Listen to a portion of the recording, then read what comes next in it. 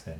Alors aujourd'hui, nous sommes le vendredi 24 juin 2022 et je continue mes réflexions sur liées à la spiritualité et plus précisément à cette fusion avec ce que certains appellent le divin, Dieu, X, voilà, cet inconnu qui est à l'origine de l'univers et qui, selon moi, correspond à ce que tous les grands expérimentateurs des grandes spiritualités, et pas que, hein, mais pour reprendre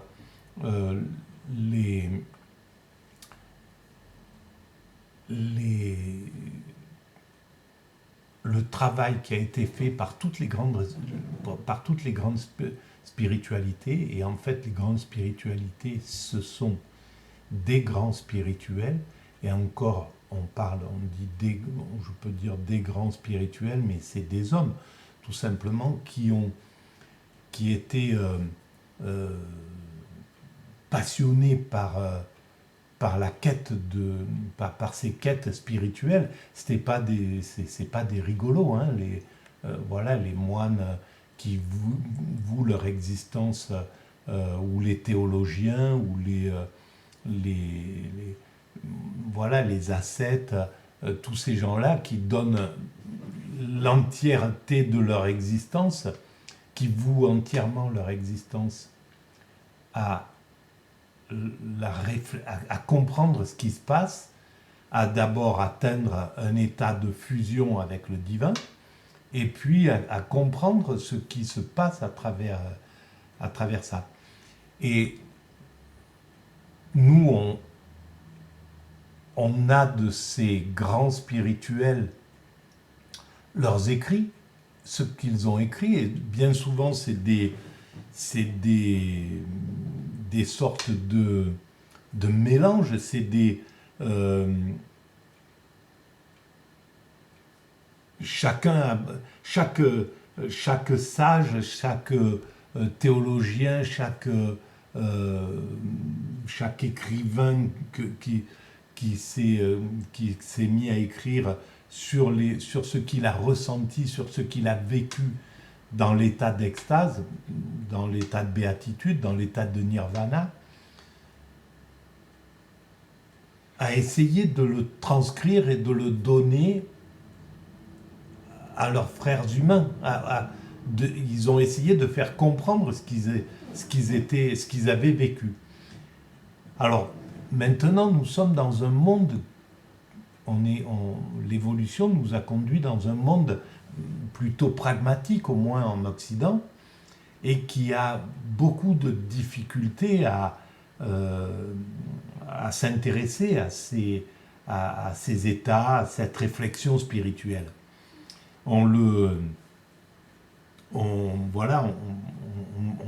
C'est un peu méprisé par ce moment matérialiste dans lequel nous sommes. Et pourtant, c'est important. Alors, il y a une chose, pourquoi c'est méprisé, parce que le langage dans lequel ça a été écrit est dépassé maintenant. C'est compliqué à analyser. C'est plus voilà, même quand on parle d'extase, il faudrait arriver à trouver un autre mot, un mot vraiment presque plus pathologique, parce que le monde actuel, le monde occidental actuel, il est tellement dans le médical, dans cette réflexion un petit peu comme ça, qu'on peut le voir que sous une forme pathologique. Et c'est pour ça que, d'ailleurs, dans un des grands psychologues du 19e siècle, que vous pourrez retrouver sur mon site mécaniqueuniverselle.net, où j'ai mis des passages de ces ouvrages, de l'angoisse à l'extase, par exemple, voilà, des livres comme ça, et c'était le médecin, c'était, c'est fou, j'arrive pas jamais à me souvenir de son nom. Bon, bref, vous le trouverez sur la mécanique universelle. Voilà, et à cette époque-là, et peut-être que même maintenant, c'est encore la façon d'interpréter les extatiques, l'extatique comme quelqu'un qui est dans qui est dans une sorte de pathologie. On n'arrive pas à penser que ça peut venir, que ça peut être une fusion avec le divin.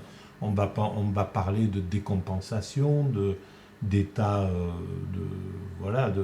de problèmes psychiques, je ne sais pas, de tout un tas de choses, parce qu'on ne peut pas faire le lien avec le principe créateur, alors qu'il suffit de lever la tête de ce monde, de cette façon pragmatique et mécanique de voir les choses.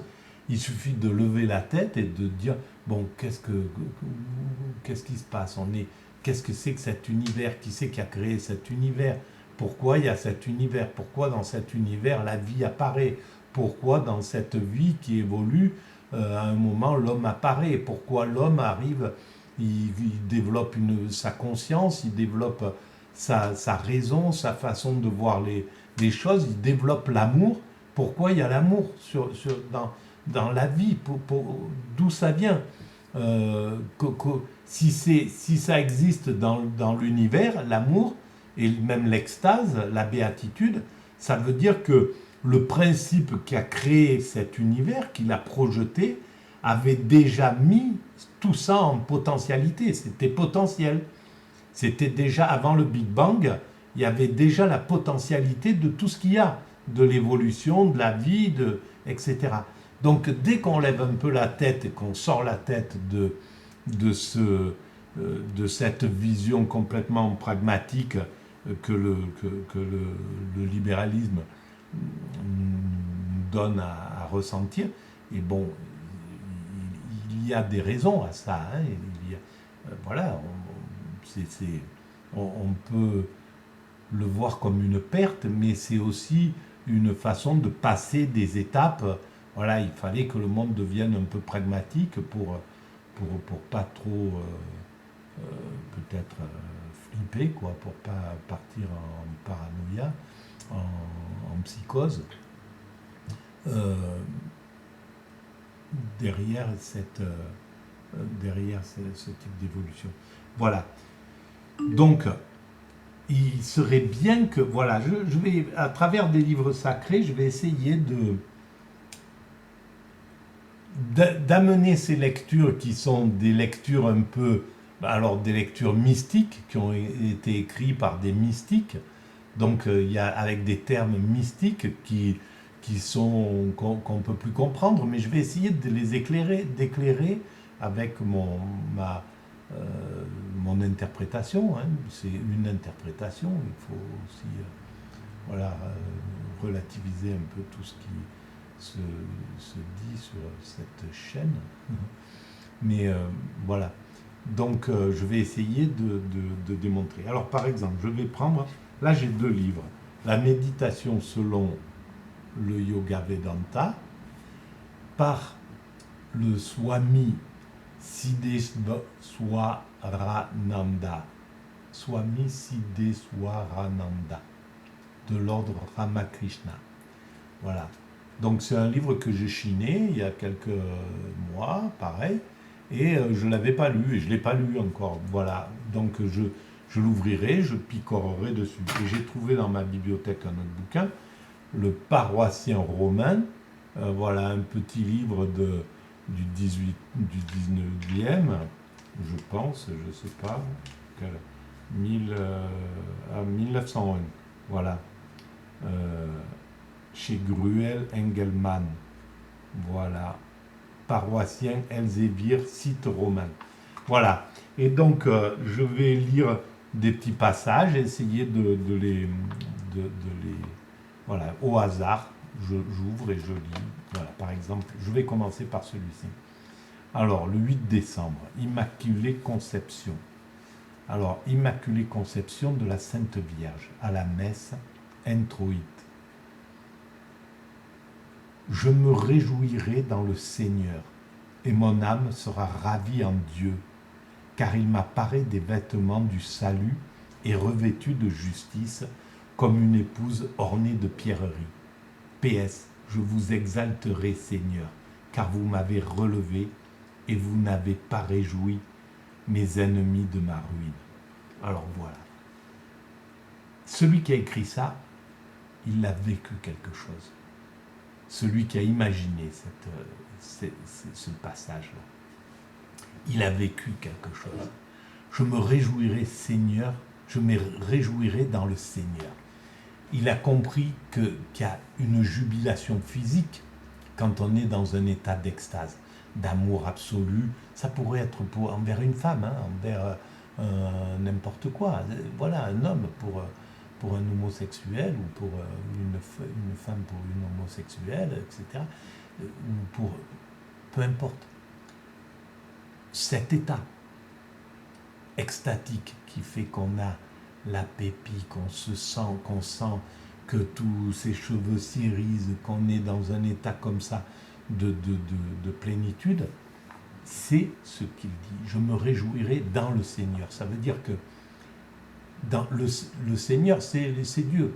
Dieu, c'est l'amour, selon les monothéismes.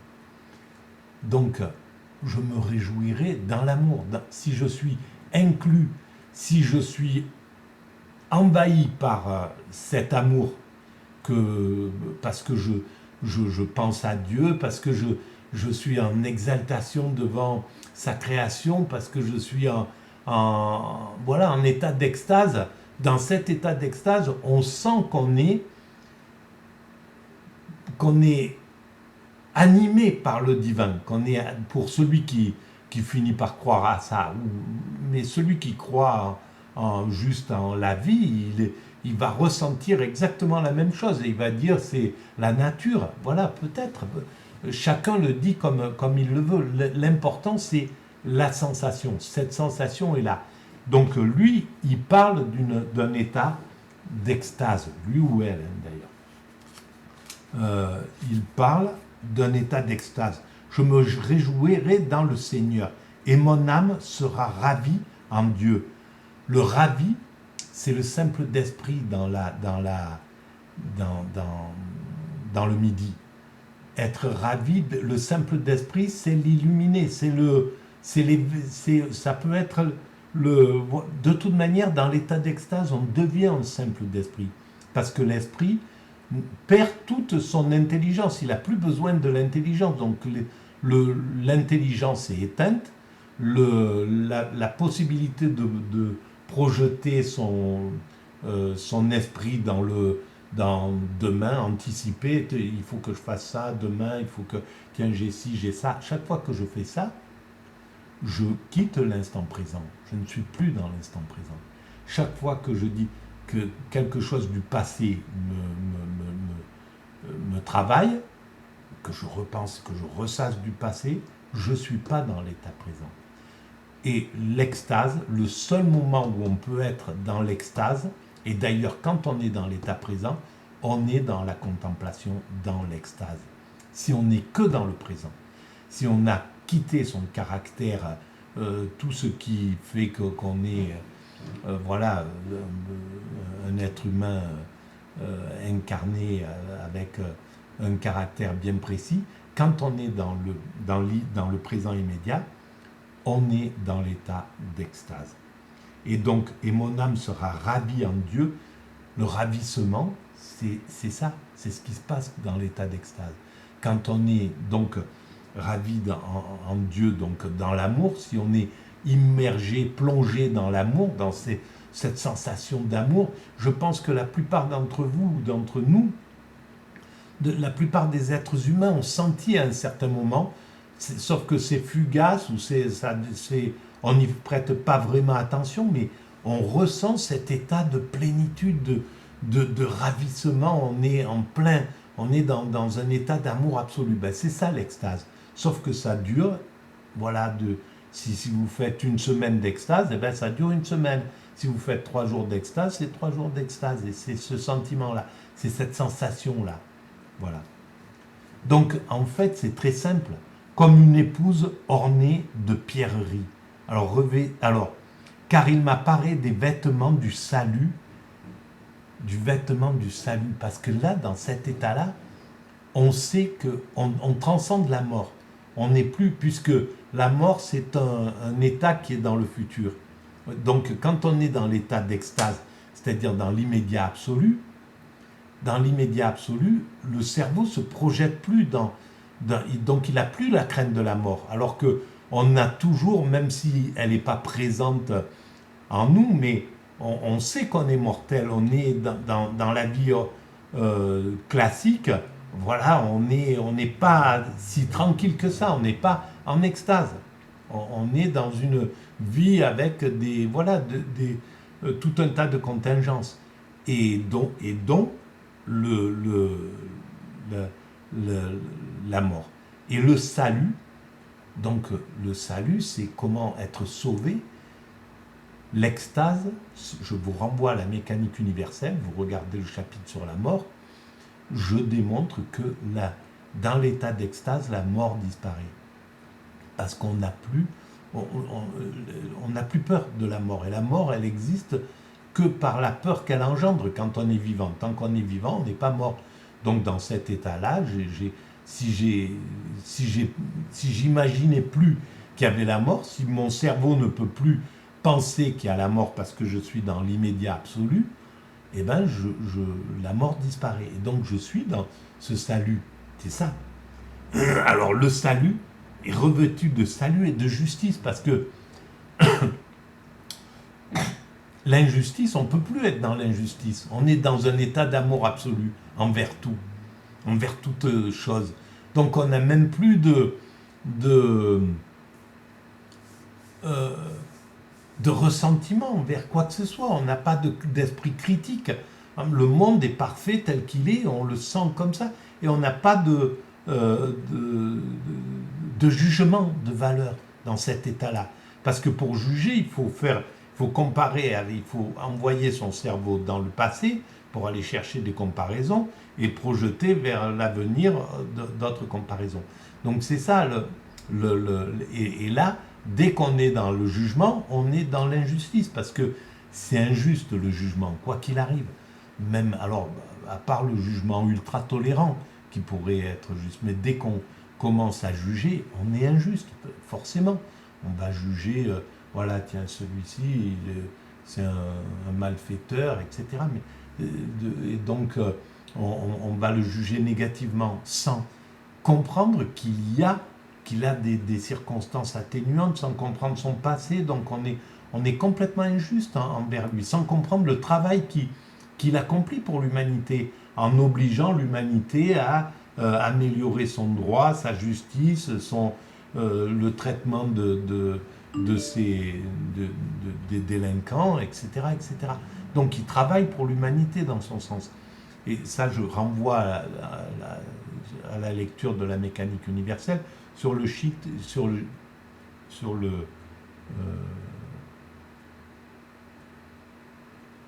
oh bon Dieu. Je renvoie au chapitre, et non pas au sheet numéro un tel, au chapitre sur le bien et le mal, où je démontre que l'importance du transgressant, l'importance, etc. Donc on est forcément injuste dans ce truc-là. Et là, dans cet état-là, on est forcément dans la justice. C'est pour ça, c'est hallucinant, quoi. Parce que ce type qui a écrit ça, je me réjouirai dans le Seigneur, et mon âme sera ravie en Dieu, car il m'apparaît des vêtements de salut et revêtu de justice. C'est de la poésie, quoi. Il voulait, c'est pas qu'il voulait noyer le poisson, mais son amour de ce qu'il ressentait lui a mis à la bouche ces paroles-là, qui sont de la poésie. Mais en fait, c'est complètement... Chaque mot est d'une justesse absolue, incroyable. C'est là où c'est incroyable. Tous les livres sacrés ont cette qualité de justesse hallucinante lorsqu'ils parlent de l'extase, de la relation avec Dieu, de ce qu'est Dieu, etc. C'est incroyable comment c'était pertinent. Comme une épouse ornée de pierreries, revêtue de justice, comme une épouse ornée de pierreries. Pourquoi alors? Bon, bref, mais l'épouse qui est ornée de pierreries, c'est qu'elle est amoureuse, c'est qu'elle va se marier, c'est qu'elle elle a besoin de, c'est qu'elle est dans la beauté, quoi, dans la beauté euh, extrême des choses. Et alors, peut-être c'est autre chose encore. PS, je vous exalterai, Seigneur, car vous m'avez relevé. Je vous exalterai parce que on ne peut pas faire autrement que d'exalter le divin quand on vit un état d'extase. Quand on vit un état d'extase et qu'on le ressent vraiment, on peut pas ne pas exalter le divin, alors qu'on l'appelle la nature, que celui qui ressent l'extase dise, parce qu'il ne croit pas en Dieu, il dit, mais cette nature, elle est... Je vous exalterai, nature, je t'exalterai, nature, car tu m'as relevé. Oui, ce que je viens de ressentir là, tu m'as amené dans une dimension où j'étais couché à terre, je rampais comme un animal qui ne peut pas regarder le ciel, qui n'est pas lié au spirituel. Tu m'as relevé de ça. Et Seigneur, et vous n'avez pas réjoui mes ennemis de ma ruine. Et tu n'as pas mis quelque chose, comme tu es de l'amour, tu n'as pas mis de la méchanceté dans le monde. Parce qu'en fait, il met pas, le divin ne met pas de la méchanceté. C'est nous qui devons la mettre pour évoluer. Parce que cette méchanceté, elle nous sert à nous juger entre nous, à juger, tiens, tu as vu, lui, il est méchant, il se réjouit de mon malheur, même si c'est un ennemi. Normalement, il devrait être grand et ça devrait le passer au-dessus. Il devrait être clément, voilà, il devrait être dans la clémentine, dans la clémence, voilà, c'est ça qu'on admire. On n'admire pas quelqu'un qui se venge, on admire quelqu'un qui est clément, parce qu'il est grand, voilà, il m'a vaincu, c'est mon ennemi, mais il est capable de quelque chose de grand au-dessus de lui. C'est ça que l'homme va admirer dans la vie. Donc voilà, c'est là où on voit que rien que ce petit passage, et des passages comme ça, il y en a voilà, tout ce livre-là. C'est combien je vais vous dire, 600, 700 pages. Voilà, 650 pages. C'est hallucinant. Et c'est ça, quoi. Dieu, ô Dieu, qui, par l'immaculée conception de la Vierge Marie. Alors, pourquoi? Qu'est-ce que c'est? C'est anecdotique, le fait de penser Vierge Marie, une Vierge qui fait... Bon, c'est symbolique, toutes ces choses-là. Il y a quelque chose de grandiose. Qu'est-ce qui peut faire naître un homme qui se réclame, qui se dit le Fils de Dieu, Jésus-Christ? En fait, il dit, et je pense qu'il le dit quelque part, que nous sommes tous les fils de Dieu, que nous sommes tous, et toute la nature est fille de Dieu. Tout ce qui est création, tout ce qui est dans la création est fille de Dieu. Donc nous également. Et nous avec une place particulière, celle d'un être conscient qui a développé une conscience, celle d'une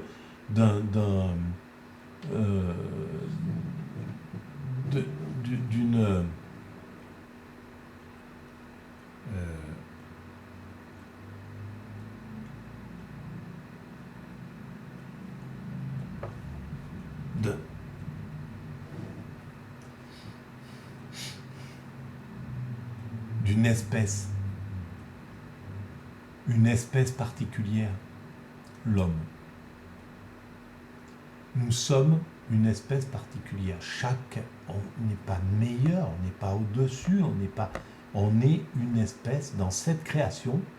Cette création avait besoin aussi de l'espèce humaine. Nous avons un rôle, comme les éléphants ont un rôle, comme les puces ont un rôle, comme le virus a un rôle, comme l'arbre a un rôle, comme la pierre a un rôle, comme etc., etc. Comme l'univers, la Terre a un rôle, notre galaxie a un rôle, l'univers a un rôle, les trous noirs ont un rôle, etc., etc. Donc, notre rôle, on est chargé de le découvrir. Il existe déjà, mais on doit l'éclairer, on doit le découvrir. C'est notre but. Et nous sommes une espèce qui pensons, qui avons imaginé l'idée d'un principe créateur, l'idée de Dieu, et peut-être nous sommes là pour le révéler. Et donc, voilà, il y a ceux qui ont écrit ce passage. Voilà, et donc, je reprends, oui, parce que je m'éloigne de temps en temps comme ça pour pas grand-chose. Donc, pourquoi la Vierge Marie? Pourquoi? Nous sommes des fils de Dieu, mais il fallait que le Jésus-Christ le précise, cette chose-là, vienne, amène sa nouveauté, fasse évoluer quelque chose qui était... La religion avait besoin d'évoluer, de ramification. Le christianisme, à partir de là, a ouvert une voie. Ça n'enlève rien à sa mère, qui est le judaïsme. La mère du christianisme a donné naissance à une fille, voilà, qui rayonne d'un côté. La mère est toujours présente, grâce à Dieu, et elle a amené et elle amène encore sa particularité, c'est sa vision du monothéisme, sa vision de Dieu, qui a donné naissance, il ne faut pas se tromper, ça a donné naissance au christianisme, et à l'autre fille, donc à sa fille le christianisme, et à l'autre fille l'islam, pareil, qui devait ouvrir une autre voie, etc., qui était très importante. Et la mère elle-même avait une mère qui est notre grand-mère, voilà, qui serait notre grand-mère et qui serait l'Égypte peut-être. Et l'Égypte avait une arrière-grand-mère qui était peut-être les religions, les premières religions qui sont venues et qui ont donné naissance aux spiritualités égyptiennes, etc., etc. Donc nous sommes tous une famille, nous sommes tous unis là-dedans, il n'y a pas de distinction quoi qu'il arrive. Donc on commence à prendre conscience de ça. L'humanité est en train de prendre, les hommes sont en train de prendre conscience de ça. Il y a un sondage qui vient de sortir là sur on pourrait dire sur l'impact désastreux de ces journalistes minables, racistes et enfin bref, qui donnent les médias et qui influencent une grande partie des gens. Et donc, dans ce sondage, 65% des 30-70 ans trouvent qu'il y a trop d'immigration, qu'il faut limiter le flux, que c'est un gros problème pour l'humanité, etc. Et 65% des 15-30 ans ou 15-25 ans pensent le contraire. Donc, c'est bien la preuve que l'humanité évolue dans le bon sens, parce que ces jeunes-là, nous, on va dégager là, les 30, les 40, les 50, les 60 ans, ils vont gicler de cette humanité. Voilà, on aura fait notre temps, etc. Ce n'est pas un joli mot, je ne devrais pas employer ce terme, mais je suis un peu révolté par le fait que les médias donnent ce sentiment de racisme, etc. Parce que c'est leur création totale, c'est uniquement leur création, c'est pas... On aurait pu très bien résoudre tous les problèmes de banlieue par la méthode douce, ça serait réglé depuis X temps, par la méthode respectueuse, voilà, on aurait réglé le truc tout en étant ferme sur des plans, etc. Mais bienveillant, ferme et bienveillant. La vraie éducation, quoi. Comment on doit être un père avec ses enfants. Voilà, si on a compris ça, il doit être ferme et bienveillant, il doit être juste et bienveillant. Il doit être taper du poing quand il y a quelque chose, mais pas laisser l'enfant, ne pas devenir un sauvage. On n'a pas à pousser un enfant, à construire un enfant dans le côté sauvage, dans le côté révolté, dans le côté souffrant, etc. Et en fait, c'est parce que c'est ça le laisser. Et si on prend exemple, voilà, si on regarde des chats, une chatte élevée ses petits, au moindre truc, elle lui montre tout de suite qu'il faut se conduire d'une autre manière. Elle le guide complètement dès le début. Voilà, mais elle accepte que c'est un jeune, que c'est un bébé, qu'il faut qu'il fasse aussi ces trucs, qu'il vient l'embêter quand elle n'a pas envie, peut-être. Elle est dans un truc, elle est d'une patience infinie. Mais elle le corrige dès qu'il déborde. Et ça fait un adulte responsable, etc. Ça fait ces chats magnifiques, pareil pour les chiens, et pareil pour les éléphants, et pareil pour peut-être pour les abeilles, pour n'importe quoi, voilà. Pour chaque règne vivant, c'est comme ça. Donc,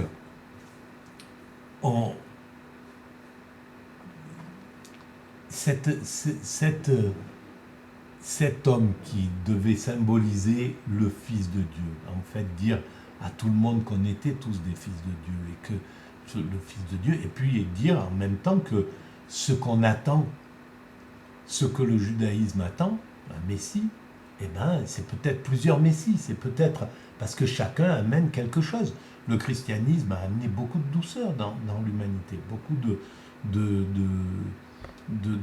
compréhension, même, voilà, que certains pourront juger excessive, de tendre l'autre joue, de respecter ses ennemis, etc., de sortir d'un mécanisme de vengeance, de dureté, de guerre, et d'aller vers l'amour, peut-être d'universalité aussi.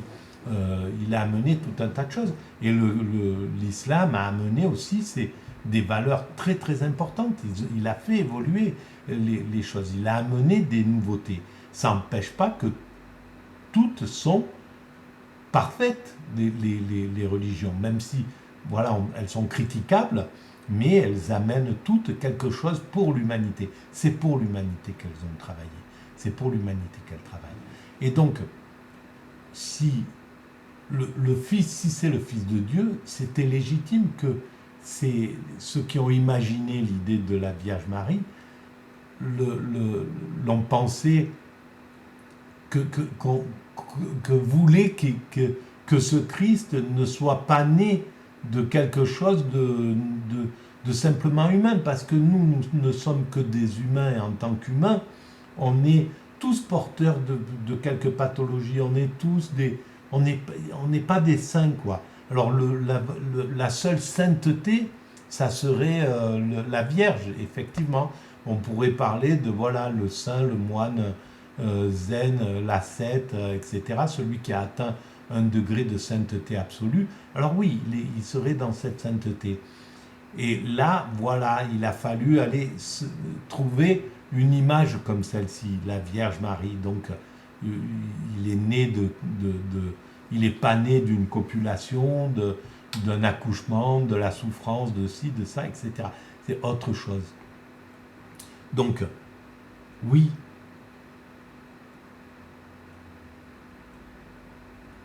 Ô Dieu qui, par l'immaculée conception de la Vierge Marie, avez préparé une digne demeure à votre Fils, nous vous supplions, vous qui, en prévision de la mort de ce même Fils, l'avez préservé de toute tâche, de nous accorder par son intermédiaire. Alors pourquoi ?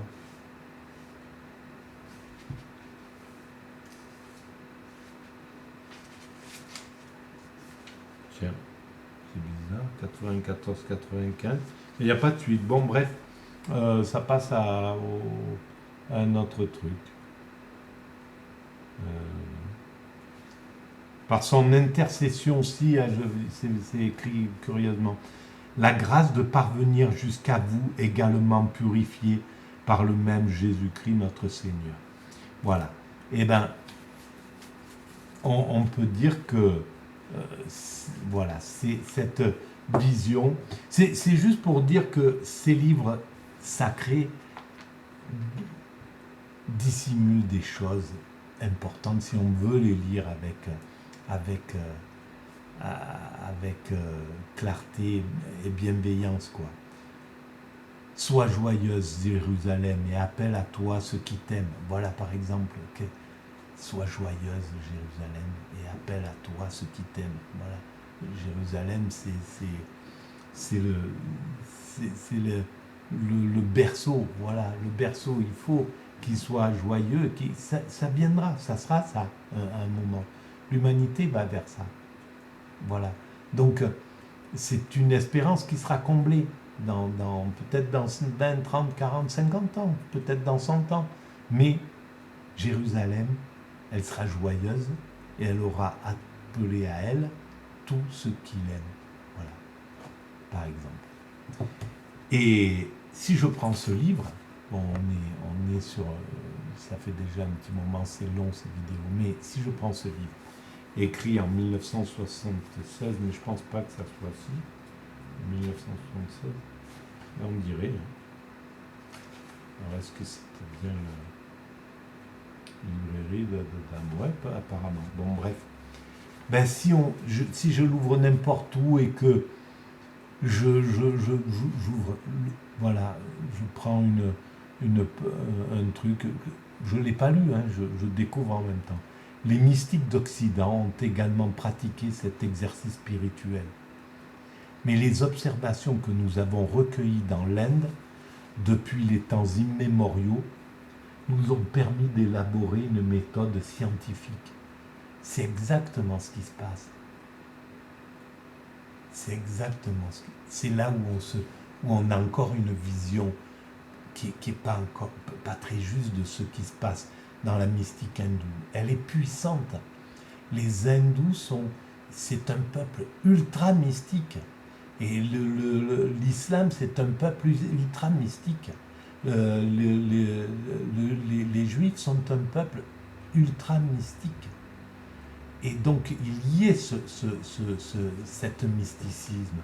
Et on devra les lire, écouter, comprendre ce qui est travaillé là. Pour l'instant, on doit sortir de on est dans le travail de la mondialisation, mondialiser l'humanité, etc. Sortir progressivement du libéralisme, aller vers quelque chose de plus symbiotique, un autre modèle d'évolution, etc. On est en pleine métamorphose là. Ça va prendre des décennies pour passer à autre chose. Mais on y va tranquillement. Et ça passera par le chaos, puisque c'est les bourrins qui nous gouvernent. Et donc ils sont comme des ados. Ouais, si tu m'écoutes pas, si tu veux pas m'obéir, là, on va se bagarrer, on va se taper dessus, etc., etc. Donc on est dans ce truc. Mais il faut les aimer, ces bourrins qui nous gouvernent. Parce qu'ils ne peuvent pas faire autrement, et c'est eux qui doivent nous gouverner. Voilà, c'est comme ça, c'est la vie. Et parfois, on doit avoir des moments où ils sont pas responsables de ce qu'ils sont. Mon Dieu, pardonnez-leur, ils ne savent pas ce qu'ils font. Voilà, c'est encore une phrase incroyable, parce qu'elles sont magiques, les phrases de ces grandes spiritualités. Elles disent tout, comme les phrases comme les inventions de la mythologie. C'est extraordinaire d'aller imaginer il y a 5 000 6 000 ans Narcisse qui se regarde, à force de se regarder, il tombe la vision. Ils ont vu les narcissiques vivre autour d'eux pour imaginer ça. Il fallait le trouver. Les travaux d'Hercule, c'est les grands travaux de l'humanité qu'elle doit résoudre progressivement. C'est incroyable d'intelligence, tous ces trucs-là. Donc, nous, on est devenus, ils disent, malheureusement, ce monde, comme on est sous la coupe du marché, le marché, il veut des abrutis qui consomment. C'est tout ce qui l'intéresse. Et bon, voilà, il fallait passer par cette étape-là. Donc, il a fabriqué des abrutis en pagaille. Et donc, on n'arrive plus à comprendre, à s'intéresser à ça. On ne voit pas un jeune qui s'intéresse à cette...